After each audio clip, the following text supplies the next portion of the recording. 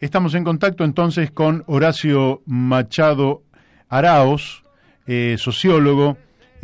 Buenos días, Horacio. Buen día, ¿cómo estás?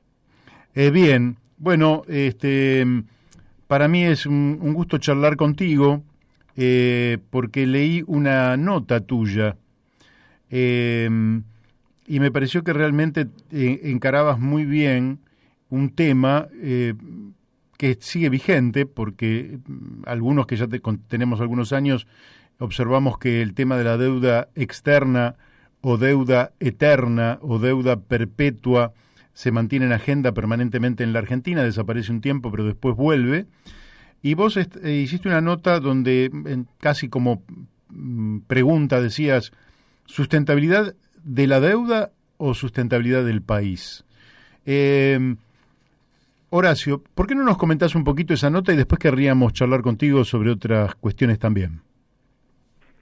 Sí, bueno, efectivamente, como vos señalabas, el tema de la deuda en nuestro país se remonta por lo menos al siglo XIX, ¿no? Tiene que ver Sí. casi con la carta de nacimiento, entre comillas, de nuestra condición de país independiente, que nació, digamos, precisamente bajo el halo de los vínculos de dependencia que teníamos entonces con Gran Bretaña.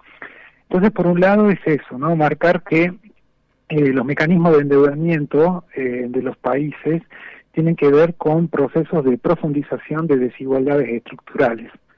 Y por otro lado, señalar que la deuda como mecanismo de dominación, como herramienta geopolítica de profundización de desigualdades estructurales, no tiene que ver solo, ni principalmente, diría, con las transferencias de valor financiero, ni siquiera tampoco con la imposición de programas de política económica, sino principalmente con la apropiación y el control de las riquezas naturales que residen en los territorios. Uh-huh. ¿Verdad? Entonces, a mí me llama profundamente la atención cómo la palabra sustentabilidad, que nace, digamos, al lenguaje político en la década del 70 para hacer referencia a la crisis ecológica global como una crisis política, y que hacía referencia justamente a la idea de la sostenibilidad de nuestro modo de vida que depende de la biosfera,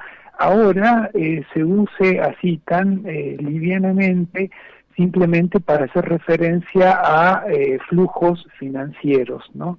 Y no se tenga en cuenta los flujos de materiales y energía de los que depende la vida de nuestro cuerpo, ¿no? Claro. Me olvidé, pero te lo digo porque cuando mandé el flyer y alguien vio que estabas vos en ese flyer, se trata de Carlos Russo de la Asamblea del Agua de Mendoza, mandó saludos para vos. ¿Mm? Ah, bueno, muchas gracias. Bueno, sí, pues... Bueno, quiere decir que lógicamente es un mecanismo virtualmente financiero, pero con una finalidad de extracción de bienes naturales con valor para el centro del sistema, para el imperio, como se le quiera llamar, y que básicamente el mecanismo financiero tiene una connotación física que haría insustentable la vida, digamos, futura en los lugares donde se ejerce ese extractivismo. Un poco por ahí iría tu tesis. ¿Por qué no nos contás también tu mirada sobre el Potosí? Sí, bueno, precisamente tiene que ver con esto, ¿no? En el sentido de que nosotros venimos de un proceso teóricamente de negociación de la deuda, donde estamos discutiendo cuánto vamos a pagar, cuándo vamos a pagar, y solamente estamos negociando el valor del capital, las tasas de interés, los tiempos de pago, pero queda absolutamente fuera de la problematización que vamos a pagar, digamos, a través de, ya lo ha dicho el presidente, lo viene diciendo, y en eso, digamos, no hay brecha ni grieta entre oficialismo y oposición, y la única forma de pagar es a través de la intensificación de las exportaciones. Y como se viene manifestando, la intensificación de las exportaciones es la intensificación del extractivismo, la expansión del modelo de agronegocio,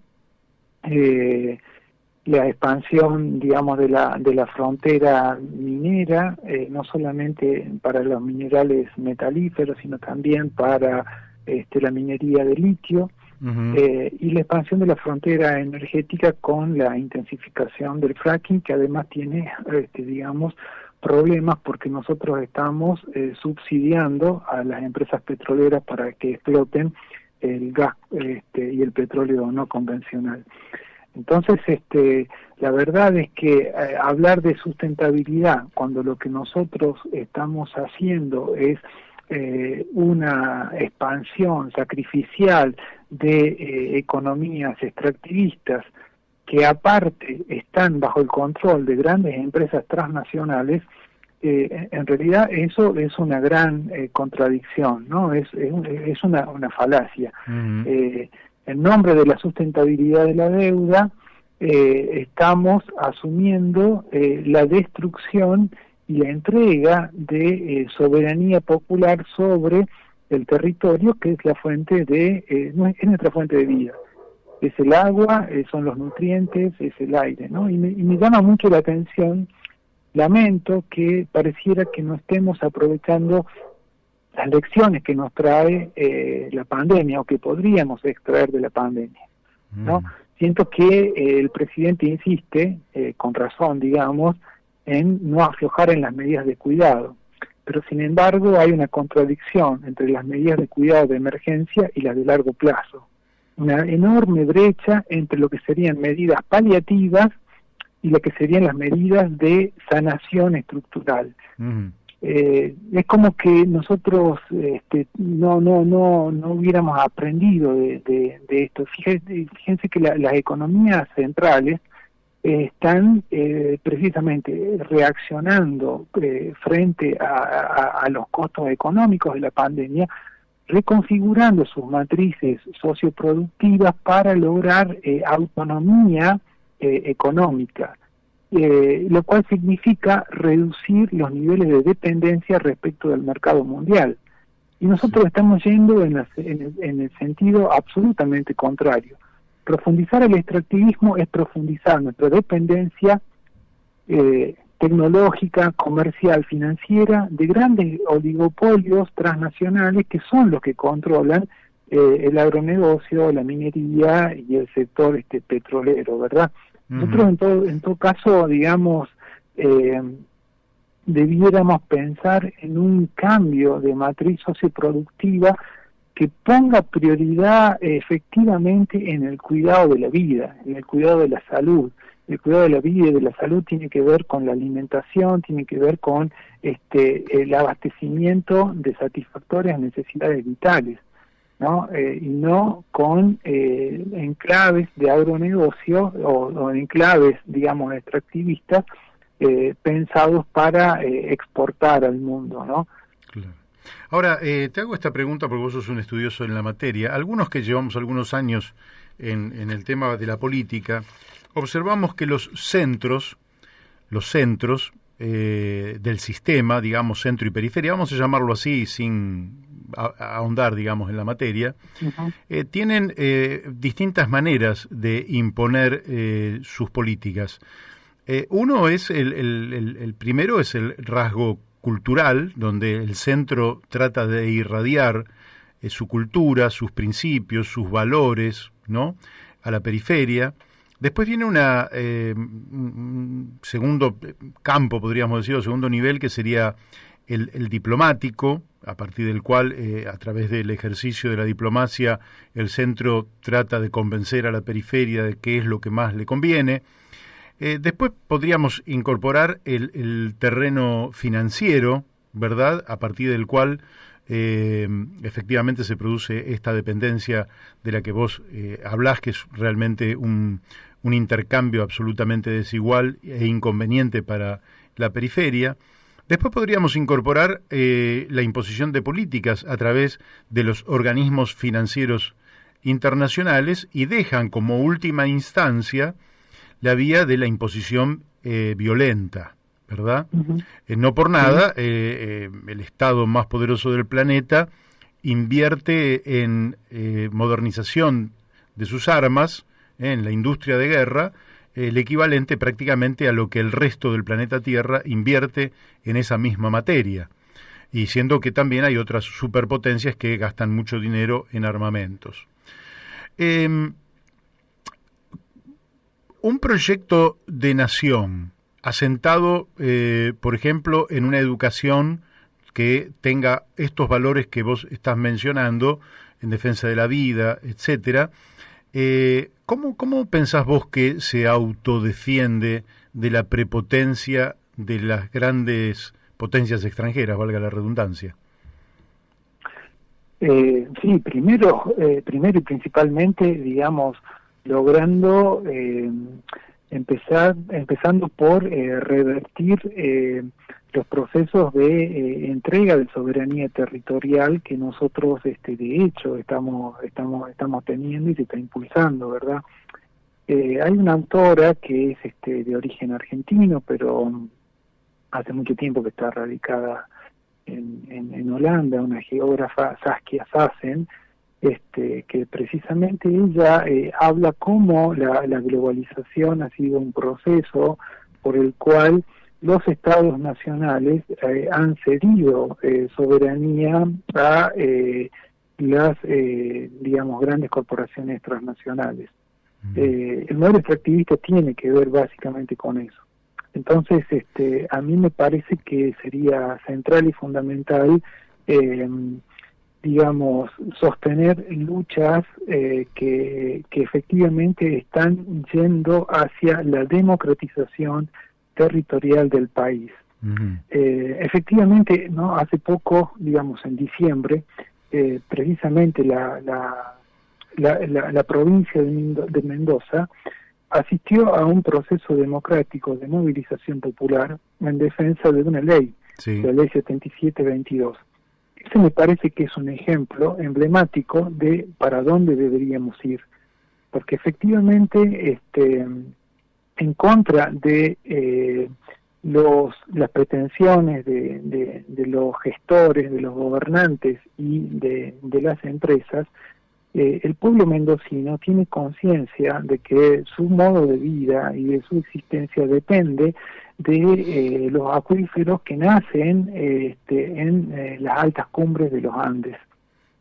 La defensa de esa ley, ¿no es cierto?, significó un proceso de movilización en contra de proyectos que prometen el aumento de las exportaciones, que prometen empleo, que prometen desarrollo, pero que en definitiva lo único que hacen es profundizar nuestra dependencia.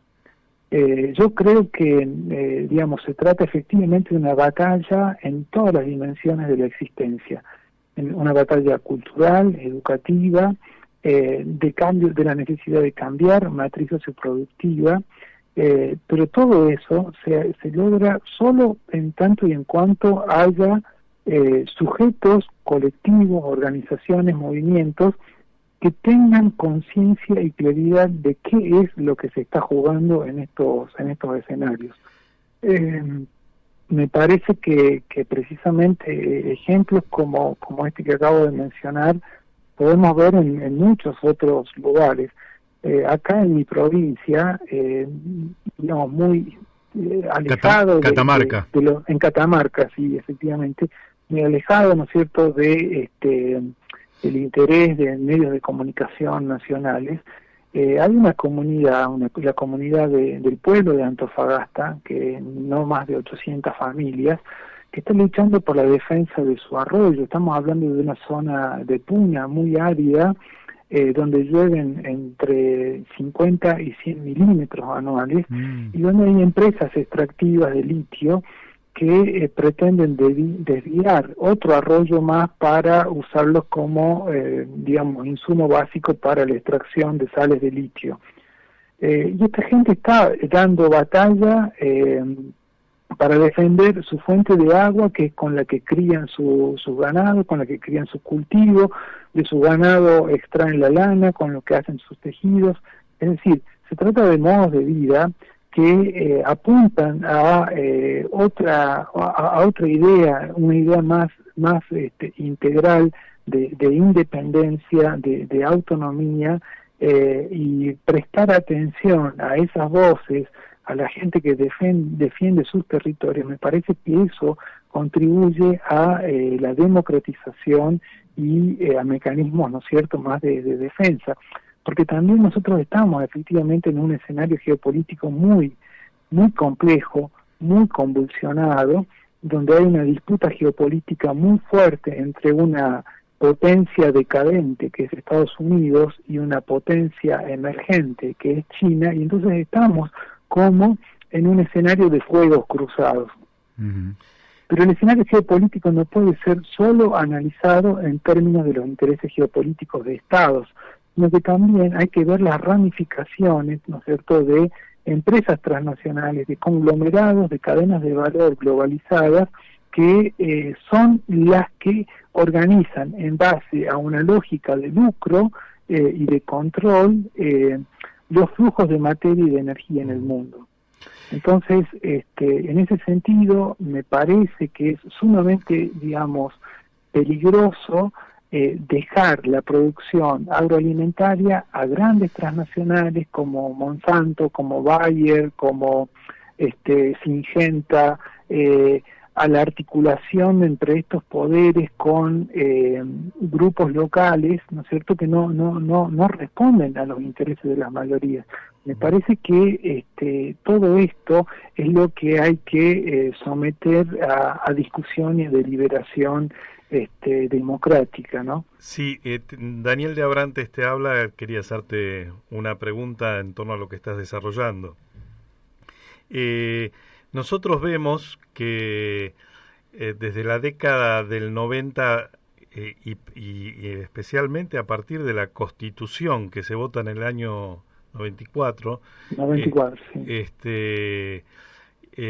Se produce un avance muy fuerte en todo el proceso de extractivista y en todo el proceso de como vos decías, ¿no?, en estos procesos donde se va perdiendo soberanía sobre el suelo argentino y además se produce como una fractura de lo que podría llamarse el proyecto nacional, ¿sí?, al entregarle, entre otras cosas, el manejo del subsuelo a las provincias, y que esto finalmente terminó en la posibilidad de la ley minera y de distintas emprendimientos extractivistas que conocemos. Entonces, por un lado, tenemos una debilidad del proyecto nacional y de la nación para defenderse, y por otro lado, estas experiencias que vos comentás y que nosotros también rescatamos y tratamos de darle espacio en nuestro micrófono,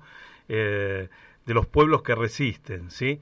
En el medio, situaciones como la que también se produjo en Mendoza hace unos días, donde el ex gobernador Cornejo planteaba la posibilidad de que Mendoza elija un camino de secesionarse de la Argentina.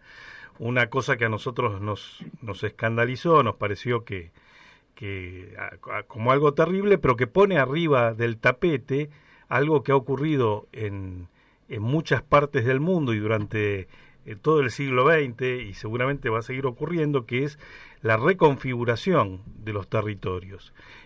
¿Vos creés que estamos ante ese riesgo en la Argentina? Bueno, sí, efectivamente, ¿no? O sea, yo creo que los dilemas pasan por eso, o cómo construimos caminos para avanzar en la reapropiación democrática de los territorios por parte de nuestros pueblos, o bien, digamos, nos vemos cada vez más expuestos a el control soberano de facto sobre nuestros territorios que tienen grandes conglomerados transnacionales. Efectivamente, vos señalaste una cuestión que tiene que ver precisamente con lo que el compañero periodista Darío Aranda habla, ¿no?, del consenso extractivista.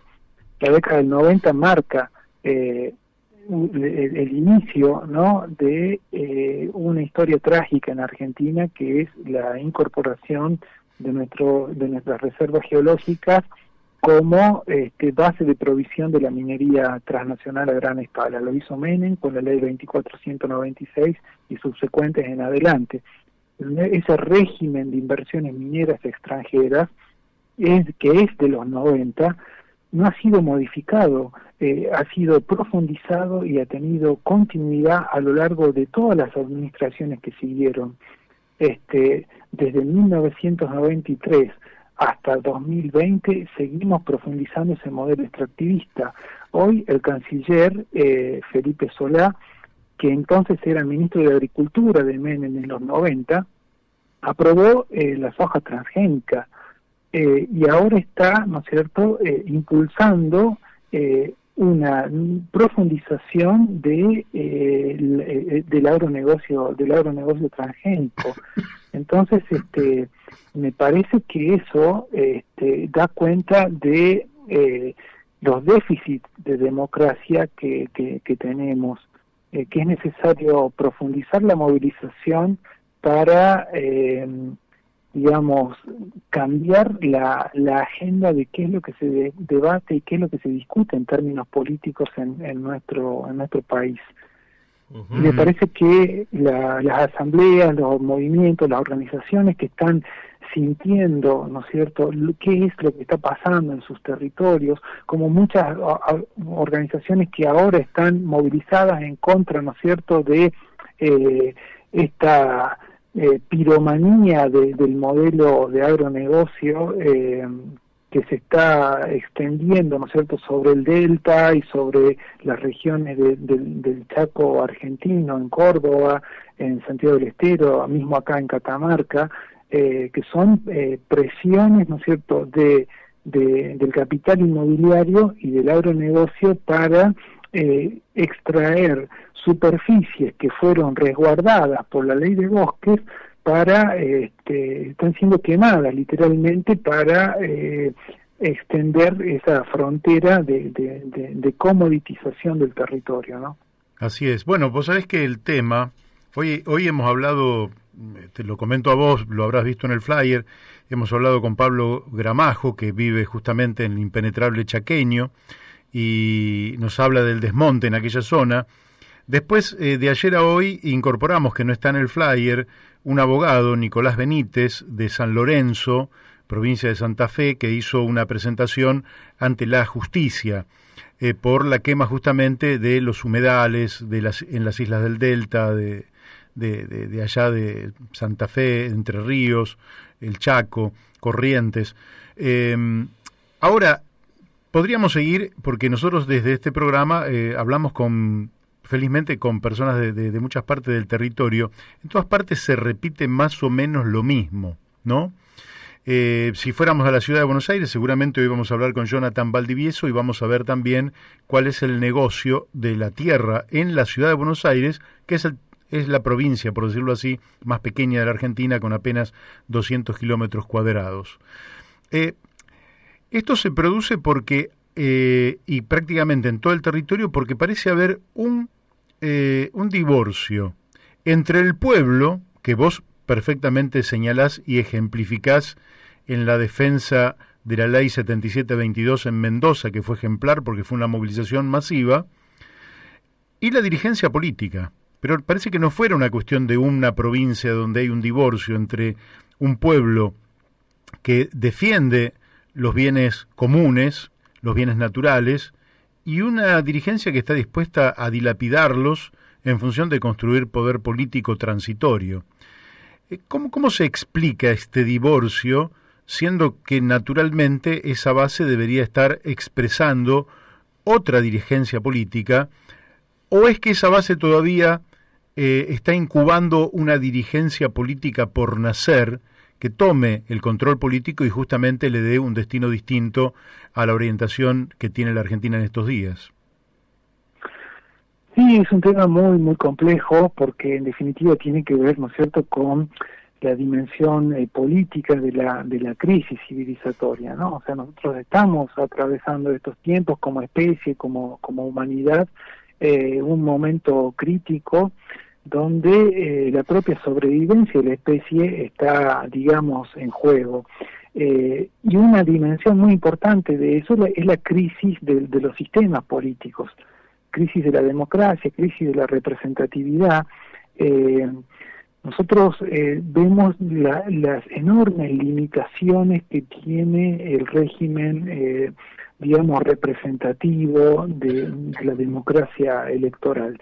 Eso, lamentablemente, digamos, en lugar de ver esos déficits de la democracia representativa para ampliar y profundizar hacia otros modelos de democracia más amplia, esa vieja y débil democracia representativa está siendo ahora amenazada por fuerzas directamente autoritarias, ¿no? Uh-huh. Lo que se está viendo y viviendo en el mundo con el avance de nuevas expresiones de derecha, de gobiernos fuertes y claramente autoritarios que llegaron al poder y al control del Estado de la mano de elecciones, nos está poniendo en una situación donde el mundo ya ha vivido, ¿no es cierto?, que es la crisis, digamos, del nazismo en el siglo pasado.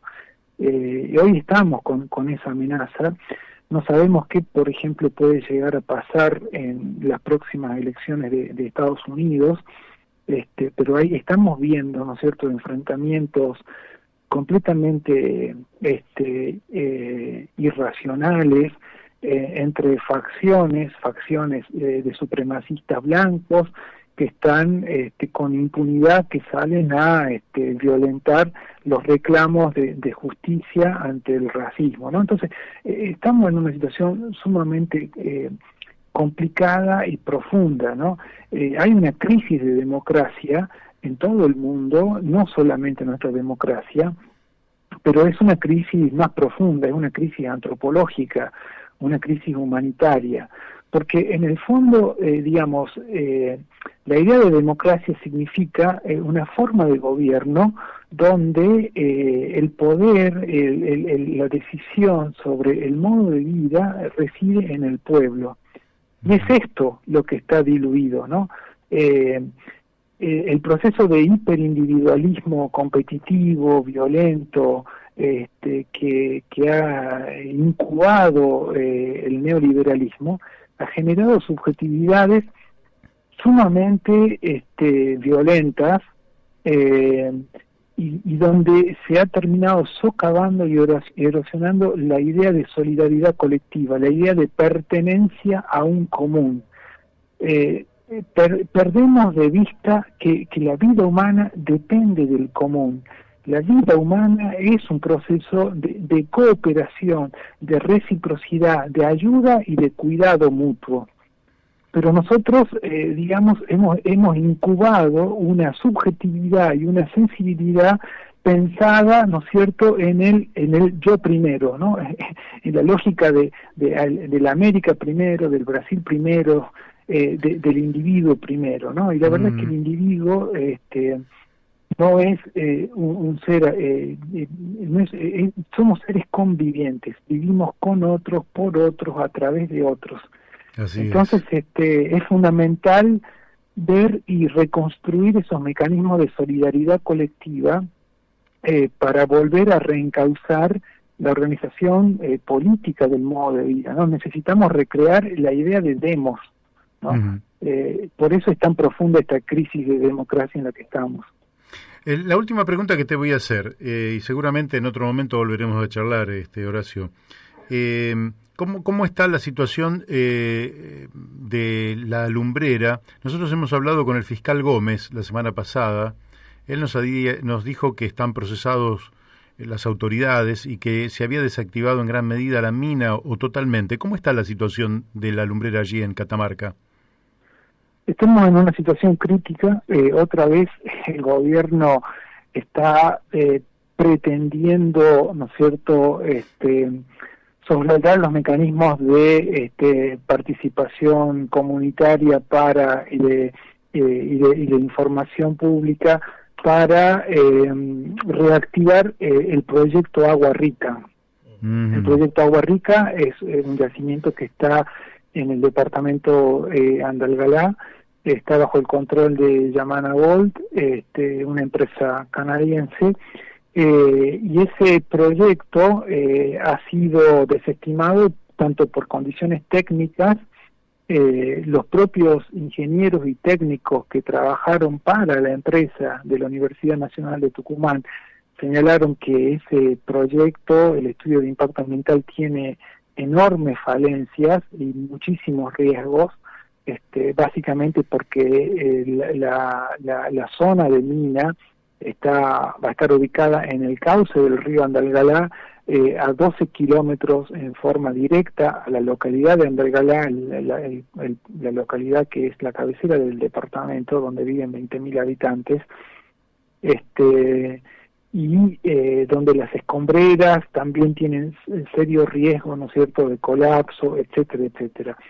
Ante esas objeciones, más allá del proceso judicial que el pueblo de Andalgalá llevó adelante y que logró una acción de amparo en la Corte Suprema de Justicia, más allá de eso, el gobierno de la provincia, junto con las empresas, porque trabaja para las empresas, está queriendo redefinir el proyecto usando las instalaciones de alumbrera, que ya ha cesado en su explotación y solamente queda, ¿no es cierto?, la gestión de lo que ellos llaman, para nosotros mal llamado, pasivos ambientales, ¿no? O sea, nosotros, esos pasivos ambientales, todas las escombreras, el dique de colas, es decir, todos los residuos tóxicos, no son pasivos ambientales, son activos contaminantes, porque están ahí, ¿verdad?, como fuente de contaminación y foco de toxicidad que se está esparciendo con los fenómenos meteorológicos y climáticos naturales, ¿no es cierto?, la lluvia, el viento, las precipitaciones, todo eso hace que esto se esparza. Bueno, y el gobierno está pretendiendo reflotar ese proyecto Agua Rica, impulsando una fusión entre Agua Rica y Alumbrera para que Agua Rica use las instalaciones del chancado y la molienda que tiene Alumbrera. Todo esto se está haciendo, digamos, de espaldas, ¿no? De espaldas a la deliberación colectiva. El pueblo de Andalgalá ya ha elegido 2 intendentes que han hecho campaña diciendo que no querían minería, y entonces también hasta eso vemos, ¿no? O sea, la crisis de la democracia tiene que ver justamente con la defraudación de las promesas electorales también, ¿no? Claro, claramente. Bueno, te agradecemos mucho la participación aquí en este programa La Brújula por Radio La Luna, que llega lógicamente al área metropolitana, pero que también se escucha en muchos otros lugares. Y si querés, si algo te quedó en el tintero, te damos el último minuto a vos y ya vamos cerrando esta entrevista. No, simplemente agradecer y simplemente decir que es fundamental, digamos, no echar por la borda tanto sufrimiento y tanto sacrificio que ha significado esto de la pandemia, ¿no? No podemos seguir pensando el bienestar humano y la calidad de vida de espaldas a la madre tierra. Y cuando decimos madre tierra estamos diciéndolo en el más estricto sentido científico. Nuestra vida es ecodependiente. Entonces, cuidar la salud es cuidar la tierra. Si no aprendemos eso, creo que estamos desaprovechando ya quizás una de las últimas oportunidades que tenemos como especie. Una lección que tendremos que aprender. Te mandamos un fuerte abrazo. Muchísimas gracias. Gracias a ustedes.